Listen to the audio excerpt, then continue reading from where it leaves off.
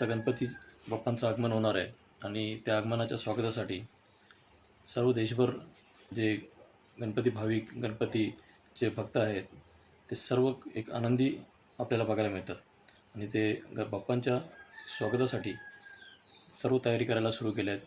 प्रत्येक ठिकाणी डेकोरेशन आपल्याला बघायला मिळत असतील, मंडप बघायला मिळत असतील. सर्वजण एक वेगळ्या उत्साहात आणि वेगळ्या आनंदात आपल्याला बघायला मिळत आहेत. पण आता तुम्ही एक थोडंसं विचार करा की जे बाप्पांनी सृष्टी बनवलेली आहे ती सृष्टी जर आपण बाप्पांच्या विसर्जनानंतर जर खराब करू तर आपण बाप्पाला खुश करू का? का आपण आपली ही भक्ती जी बाप्पांसाठी आपण जी भक्ती केलेली आहे, जे प्रेम दिलेलं आहे त्यावरती बाप्पा खुश होतील का?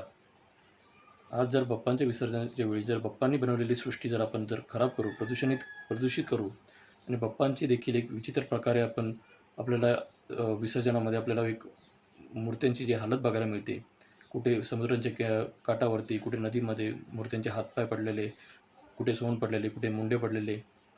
तर आपल्या बाप्पांची ज्या आपण पद्धतीने भक्ती करतोय, ज्या पद्धतीने प्रेम आपण बाप्पांवरती करतोय ते कितपत योग्य आहे आणि किती आपल्याला योग्य वाटते ते तुम्ही स्वतःचे वैयक्तिक विचार करा.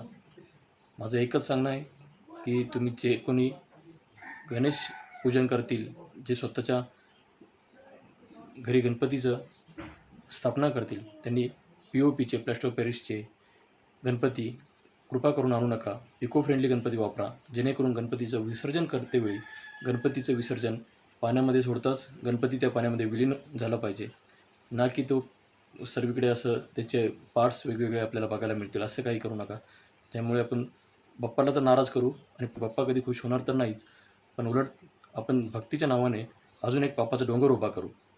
तुमची काय यावरती प्रतिक्रिया आहे ते मला कमेंटमध्ये नक्की सांगा.